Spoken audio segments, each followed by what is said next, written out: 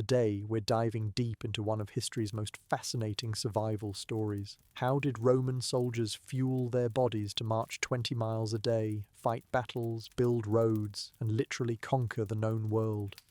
The answer isn't what you'd expect, and it reveals secrets about human endurance that modern athletes are still learning from today.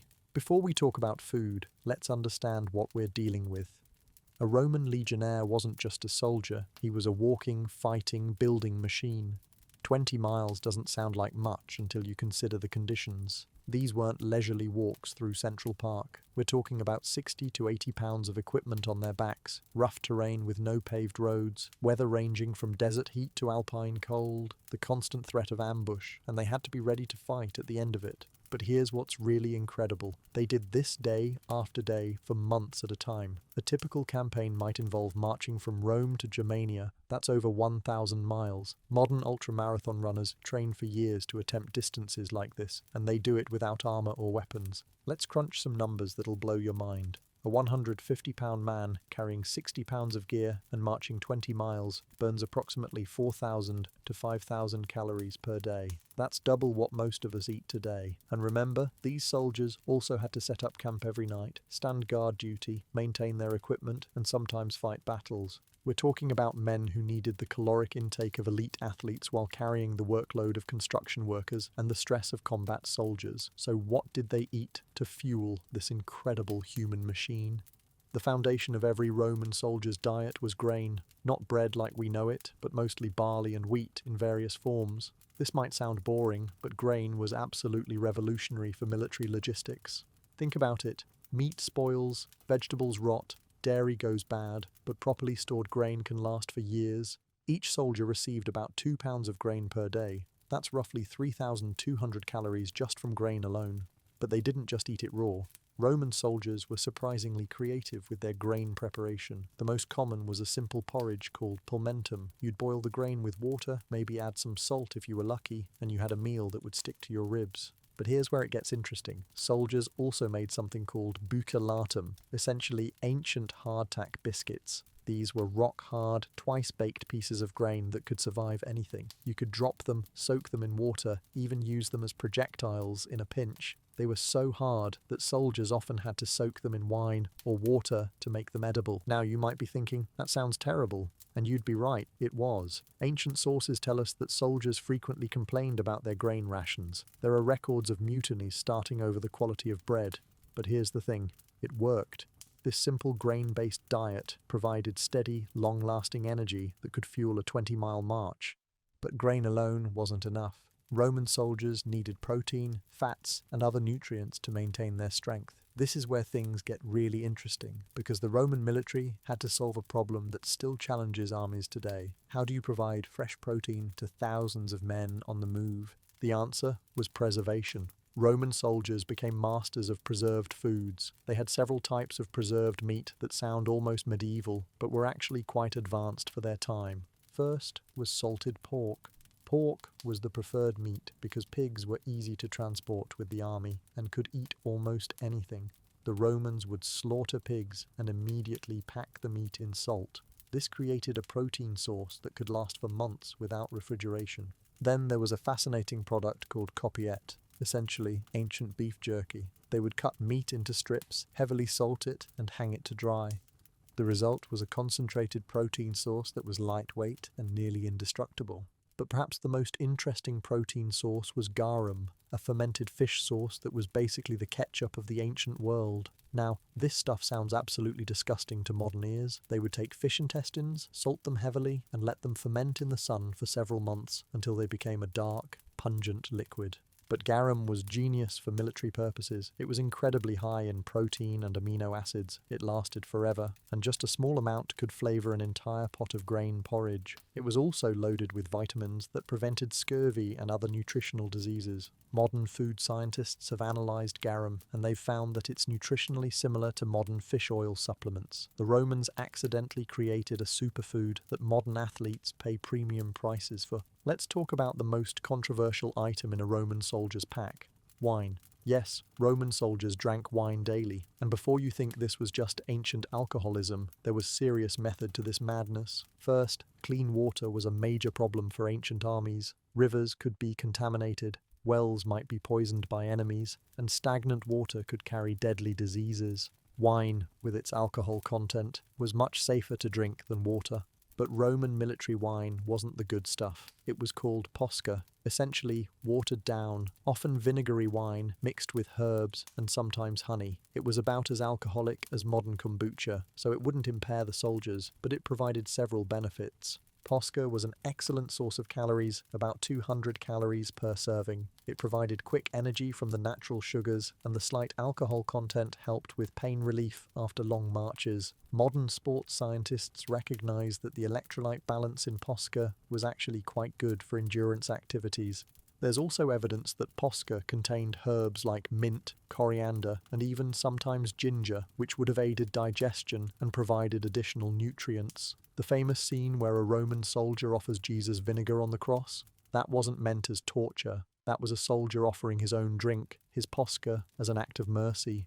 Now, all of this sounds very organized and systematic, but the reality of campaign life was much messier. Roman soldiers were constantly foraging, trading, and supplementing their official rations with whatever they could find. Archaeological evidence from Roman camps shows they ate a surprising variety of foods. We found remains of hazelnuts, walnuts, figs, dates, olives, onions, garlic, lentils, and various wild greens. Soldiers became expert foragers, learning to identify edible plants in every region they marched through.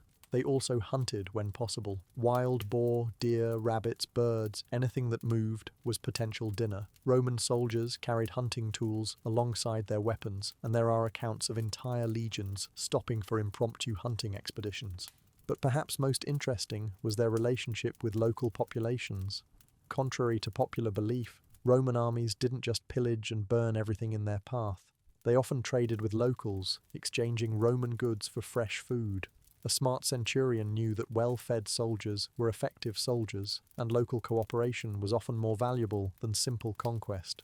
There are records of Roman soldiers learning local cooking techniques and adopting regional foods. When they campaigned in Gaul, they learned to make a type of beer. In Egypt, they discovered different ways to prepare fish.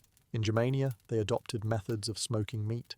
This cultural exchange went both ways. Many foods we think of as traditionally Roman were actually adopted from conquered territories. The Romans were incredibly pragmatic. If it worked and kept their soldiers healthy, they'd use it. Let's get into the nitty-gritty of daily eating routines, because this is where Roman military discipline really showed. Roman soldiers didn't just eat whenever they felt like it. Meal times were as regimented as everything else in military life. The day started before dawn with a light meal called ientaculum. This was usually just some bread or leftover porridge from the night before, maybe dipped in wine or water. Nothing fancy, just enough to get the body moving. The main meal was cena, eaten after the day's march was complete and camp was established. This is when soldiers would break out their cooking gear and prepare their grain rations. Every 8-man unit, called a contubernium, shared cooking duties and equipment. Here's something that might surprise you. Roman soldiers were actually quite good cooks. They had to be. Archaeological evidence shows they carried surprisingly sophisticated cooking equipment. Not just basic pots, but graters, strainers, measuring cups, and even specialized bread baking equipment. They developed dozens of ways to prepare their basic grain rations. Besides simple porridge, they made flatbreads cooked on hot stones, grain cakes mixed with honey when available, and even primitive pasta-like dishes where they'd roll grain dough into shapes and boil them. When they had access to ovens, either in permanent camps or friendly towns, they'd bake proper bread. Roman military bread was dark, dense, and incredibly nutritious. Modern analysis shows it contained more fiber, protein, and micronutrients than most modern commercial breads. The cooking process was also social time. After a grueling day of marching, the evening meal was when soldiers could relax, share stories, and bond as a unit. Good food was crucial for morale, and smart commanders knew this. There are accounts of successful generals personally inspecting the quality of soldiers' rations and even sharing meals with common legionnaires. Augustus Caesar was famous for eating the same field rations as his troops during campaigns. Now let's talk about one of the most ingenious aspects of Roman military nutrition, how they dealt with seasonal and regional variations. The Roman Empire stretched from Scotland to Egypt, from Spain to Syria. How do you feed an army the same nutritious diet in the deserts of North Africa and the forests of Germania? The answer was adaptation combined with core consistency. The basic grain ration remained the same everywhere. That was non-negotiable. But everything else was adjusted based on local conditions and availability. In northern climates, soldiers consumed more fats and preserved meats to deal with cold weather and higher caloric needs. Archaeological evidence from Hadrian's Wall shows British-based legions had access to oysters, venison, and various preserved fish. In desert climates, the focus shifted to foods that wouldn't spoil in heat and provided extra hydration. Dates were extremely popular in Middle Eastern campaigns. They're incredibly nutritious, naturally preserved, and contain sugars that provide quick energy. Coastal legions had access to fresh fish and learned local fishing techniques. Mountain units became expert hunters of wild game. River-based campaigns meant freshwater fish and waterfowl. But here's the really clever part. The Romans developed a supply system that could move specific foods to where they were needed most. They identified which preserved foods traveled best, which local foods could supplement rations, and how to maintain nutritional balance under any conditions. This wasn't just trial and error. Roman military manuals contained detailed instructions on nutrition for different climates and seasons. They understood concepts like seasonal vitamin deficiencies and climate-related caloric needs that wouldn't be formally recognized by nutritional science until the 20th century. Let's dive into the incredible logistics behind feeding a Roman army, because this is where the Romans truly showed their genius. Imagine you're planning to feed 50,000 people for 6 months while they're constantly moving. Now imagine you have to do this without trucks, refrigeration, or modern preservation methods. A single Roman legion of about 5,000 men required approximately 10 tons of food per day. A full army group could need 100 tons of food daily. The logistics of moving this much food across hundreds of miles of hostile territory was one of the greatest organizational achievements in human history. The Romans solved this through a combination of careful planning, strategic stockpiling, and innovative transportation. They established supply depots at regular intervals along major campaign routes. These weren't just simple warehouses. They were sophisticated storage facilities designed to keep grain dry, meat preserved, and wine from spoiling. They also perfected the art of living off the land without destroying it. Roman quartermasters calculated exactly how much food a region could provide without causing famine among the local population. They understood that starving civilians created refugees, rebels, and instability. But perhaps most impressively, they developed ways to make soldiers partially self-sufficient. Every Roman camp included space for gardens where soldiers could grow fresh vegetables. They carried seeds for quick-growing crops like radishes and lettuce that could supplement rations within weeks. They also perfected food preservation on the march. Roman soldiers knew how to smoke meat using portable equipment, how to make cheese that would last for weeks, and how to identify and prepare dozens of wild edible plants. Modern military nutritionists study Roman logistics because they achieved something that's still difficult today: maintaining proper nutrition for large numbers of people under extreme conditions for extended periods. Now let's address something that might be bothering you. With all this talk of grain and preserved meat, what about fruits and vegetables? How did Roman soldiers avoid scurvy and other nutritional diseases that plagued later armies? The answer lies in the incredible variety of preserved and foraged plant foods that supplemented their basic rations. Romans were masters of food preservation techniques that we've largely forgotten today.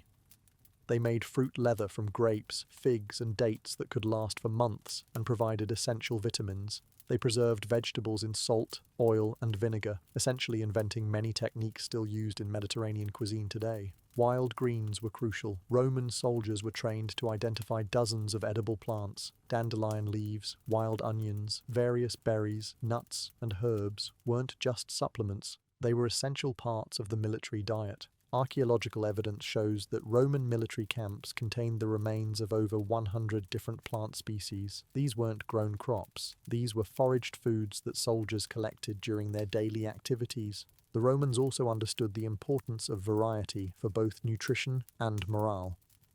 Military manuals specifically mention the need to vary food preparation to prevent soldiers from becoming depressed or losing appetite. This knowledge was passed down through military traditions. Experienced soldiers taught new recruits not just how to fight, but how to find food, how to prepare it safely, and how to maintain health during long campaigns. Let's talk about water, because this was actually one of the biggest challenges for marching armies. A human can survive weeks without food, but only days without water, and a Roman soldier carrying 60 pounds of gear in hot weather might need up to a gallon of water per day. The Romans became incredibly sophisticated about water management. They could identify safe water sources, purify questionable water, and stretch water supplies when necessary. Every Roman soldier carried a water container, but they also knew how to find water in almost any environment. They learned to read landscapes for underground springs, to collect dew and rainwater, and to purify muddy or stagnant water using cloth filters and settling techniques. But the most ingenious solution was organizational. Roman armies moved with a detailed knowledge of every water source along their route. Military engineers would scout ahead and sometimes even dig wells or build aqueducts to ensure water availability. They also developed ways to make water safer and more nutritious. Besides the posca we discussed earlier, they made various herbal teas that provided both hydration and medicinal benefits. Mint tea for digestion, willow bark tea for pain relief, and various local herbs for specific health issues. Modern survival experts still study Roman water management techniques because they achieved something remarkable. They rarely lost soldiers to waterborne diseases or dehydration, even during campaigns in desert regions. Now let's get personal. What did all of this food actually taste like? If you could sit down to a meal with a Roman legionnaire, what would you experience? First, forget everything you know about Roman cuisine from movies or fancy restaurants. Military food was designed for nutrition and preservation, not flavor. It was salty, often tough, and pretty monotonous. The basic grain porridge would have been thick, chewy, and fairly bland. Imagine a cross between oatmeal and paste. The preserved meat was extremely salty and tough. You'd need strong teeth and patience to get through it. But here's where Roman soldiers got creative. They developed dozens of ways to make their basic rations more palatable. They'd mix different preserved foods together, add foraged herbs and vegetables, and create combination dishes that were actually quite tasty. Garum, that fermented fish sauce, was the secret weapon. A small amount could transform bland porridge into something with real flavor. Modern chefs who've recreated garum describe it as intensely savory, like a combination of anchovy paste and soy sauce. The wine, or posca, would have been tart and slightly fizzy, with herbal notes depending on what was added to it. Not pleasant by modern standards, but refreshing and energizing after a long march. When soldiers had access to fresh ingredients, they could create surprisingly good meals. Stews combining preserved meat, fresh vegetables, wild herbs, and grain could be quite delicious. Freshly baked bread was a real treat that soldiers looked forward to. Archaeological evidence suggests that Roman soldiers actually enjoyed their food more than you might expect. We've found elaborate cooking equipment, recipe notes, and even complaints about cooks who didn't prepare meals properly. But let's be honest, this was survival food, not gourmet cuisine. It was designed to keep you alive and functional, not to win any culinary awards. The psychological aspect of food was crucial for Roman military success. Long campaigns were mentally exhausting, and familiar, comforting food helped maintain morale and unit cohesion. Roman commanders understood this instinctively. They made sure soldiers could prepare food in familiar ways, even in foreign territories. They allowed time and resources for proper meal preparation, even during difficult campaigns. There are accounts of successful generals sharing special foods with their troops before major battles. Julius Caesar famously distributed wine and honey cakes to his legions before crossing the Rubicon. The communal aspect of eating was also important. Soldiers ate in their 8-man units, sharing cooking duties and meals. This built bonds that were crucial for battlefield effectiveness. Food was also used as reward and punishment. Good soldiers might receive extra rations or access to better food. Troublemakers might find themselves on reduced rations or stuck with the worst cooking duties. The Romans understood something that modern militaries still recognize. An army's effectiveness is directly related to how well it's fed. Hungry soldiers are ineffective soldiers, regardless of their training or weapons. Let's examine how Roman military nutrition evolved over the centuries, because it wasn't static. Early Roman armies had much simpler food systems, while later imperial legions developed incredibly sophisticated nutritional strategies. In the early Republic, soldiers were basically farmers who brought their own food from home. This was fine for short campaigns near Rome, but completely inadequate for extended conquests across Europe and Africa. The transformation happened during the Marian reforms around 100 BC. This is when Rome professionalized its military and took responsibility for feeding soldiers. Suddenly, nutrition became a matter of state policy rather than individual responsibility. By the height of the empire, Roman military nutrition was incredibly advanced. They had developed standardized rations, sophisticated preservation techniques, and supply systems that could support armies anywhere in the known world. But the system also became incredibly expensive. Some historians argue that the cost of feeding the Roman military contributed to the empire's eventual decline. Supporting hundreds of thousands of soldiers across multiple continents was a massive economic burden. Interestingly, barbarian armies often couldn't match Roman logistical capabilities. They might win individual battles, but they couldn't sustain long campaigns because they lacked the organizational systems to feed large armies. This gives us insight into why Roman expansion was so successful. It wasn't just better weapons or tactics, it was superior logistics that allowed Roman armies to operate effectively far from home for extended periods. Now let's talk about the darker side of Roman military nutrition, because it wasn't all efficient organization and clever preservation techniques.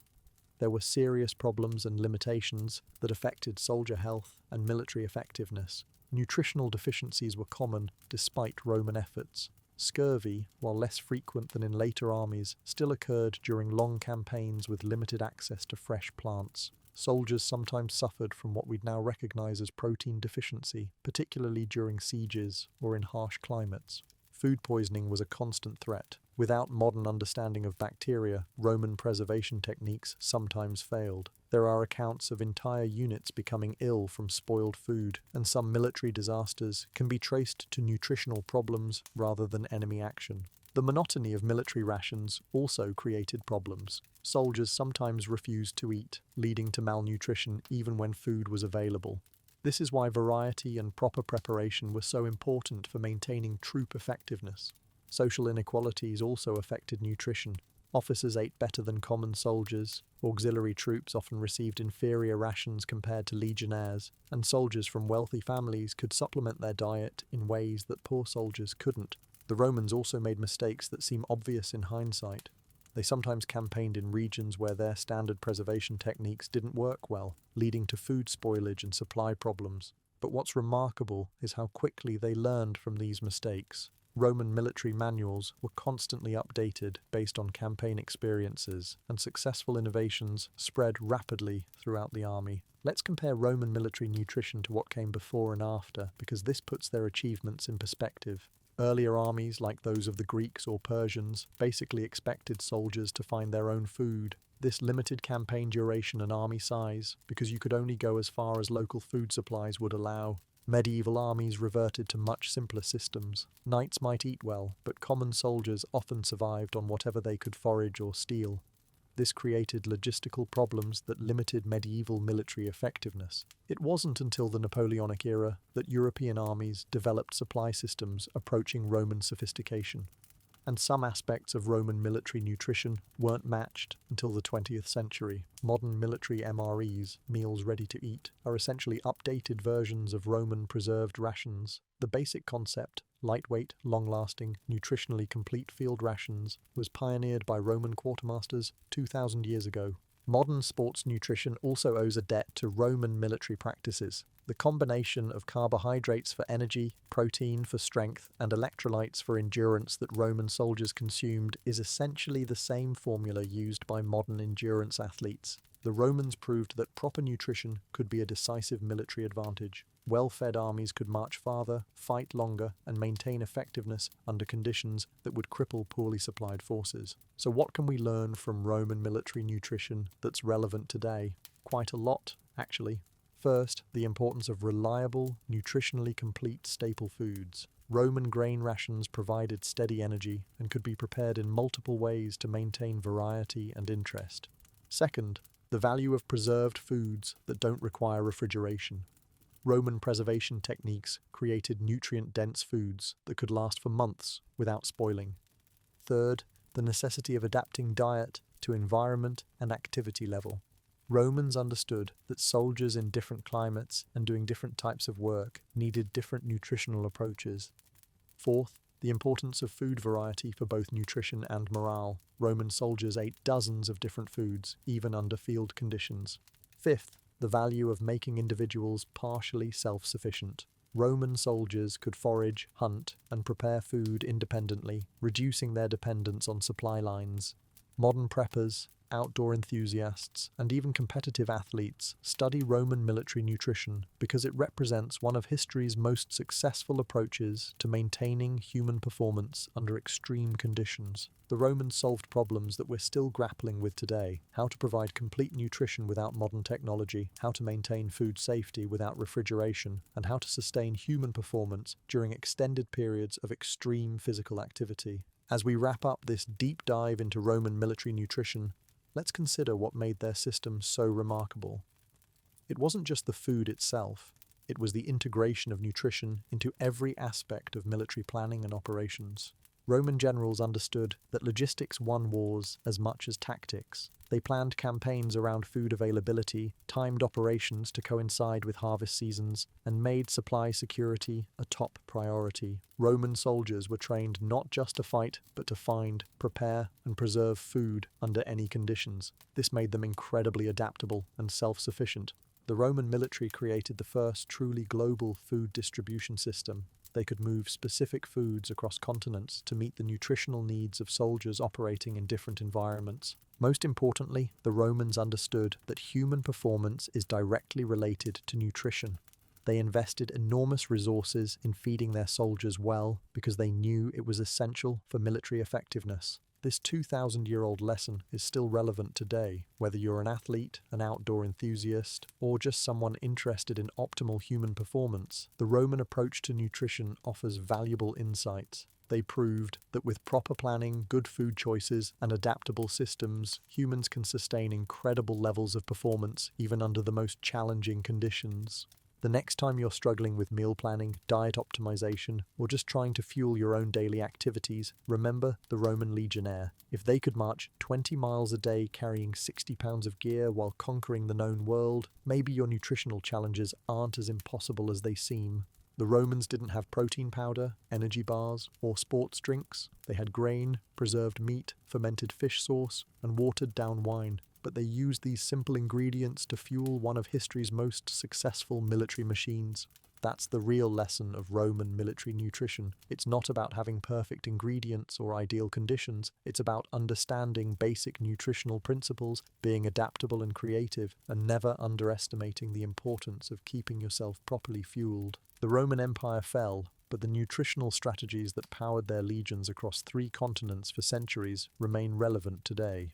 In our modern world of processed foods and complex dietary theories, maybe it's worth looking back at what kept the masters of the ancient world marching, fighting, and conquering for over 500 years. Thanks for joining me on this journey through Roman military nutrition. If you found this fascinating, make sure to subscribe and hit that notification bell so you don't miss our upcoming deep dives into other incredible historical topics.